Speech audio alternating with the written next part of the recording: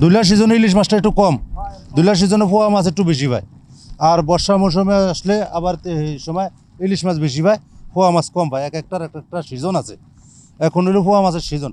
কারণ বাড়িতে বয়ে থেকে কইতেন খামু, এই হিসাবে আমরা নদীতে আসি। দেখা যাচ্ছে যাওয়াই ভাই ভোলান চাওয়ান লয়া বা মা বাপ লয়া খাই আরি। 3 দিন আইছি নদীতে, 3 দিন আইছি যে আমরা যেই তেল জ্বালাইছি এই তেল খরচ আমাদের ওঠে নাই।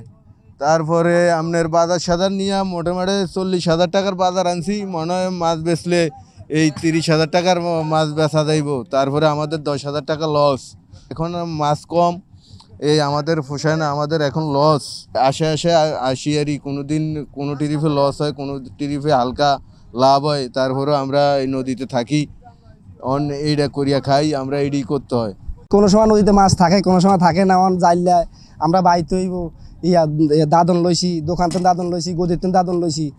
আমরা বসে থেকে কি করবো? কোনো সময় মাছ পাই, কোনো সময় পাই না, অনেক কষ্টে চলি আর কি। যার বর্ষার সিজনে ধরেন এও মাছ হয় না, গাঙ্গা মাছ কম হয়েছে। তো এইবার বছর সাবার চালাইয়া 1 লাখ টাকা মানি যা দিয়ে নামছি, 3 লাখ টাকা খরচ করিয়া নামছি। 2 লাখ টাকা হুদ দিছি, 1 লাখ টাকা ঋণ রয়ে গেছি এই বর্ষার সিজনে। তো ঋণ থাকলে কিলা হইব? আমাকে তো ঋণ দিতে হইব। 1 মাস বাদে এই নদীতে হিরে আইছি, আজ 7 দিন। আজ 3 দিন আইছি, 3 দিন আইছি যে 30,000 40,000 টাকার বাজার আনছি। 40,000 টাকার বাজারের মধ্যে মনে করেন 30,000 টাকার বাজার উঠছে, আবার 10,000 টাকার বাজার কি মনে করেন উঠে নাই। তো এই যে লস।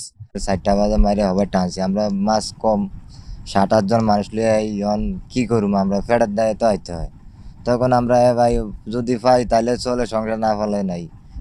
আমরা লাভে লোসকানে সম্পদটা চালাই দেবো। আমরা সম্পদ করছি 1,000 টাকা দিয়ে, সম্পদকে বয়ে তুম। তো এই কথা আমরা নদীতে আই, কষ্ট করি, 4-5 দিন থাকুম। যদি আল্লাহ দেয় থাকুম, না দিলে তো চলে যাইতে হবে গাড়ি। মাছ না হইলে তো আমার বিভিন্ন ধরনের সমস্যা। আমরা নিজেরা চলতে 3 যায়, সম্পদ চালাতে 3 যায়, লোক আনতে পারি না, লোক টোকাইতে হয়, করতে হয়। মাছ না হলে তো বহুত রকমের সমস্যা। এরপরে একটা সম্পদ করতে 4-5 লাখ টাকা লাগে, এরপর ওইটার কোষা টান লাগে, ওইটার টাকা লোন লাগে। এই বিভিন্ন আইটেমের কষ্ট হলে আমরা জীবন কাটাই আর কি। এখন নদী ঠান্ডা, এখন দিল্লাকাল নদী ঠান্ডা। নদী যখন জ্যৈষ্ঠ মাস আসে, তখন ঝড় আসে, তুফান আসে। আমরা দেখা গেছে যখন নদী একটু নিবিড় হয়, বাইরে হয় গাঙ্গ বাইরে হইলে আবার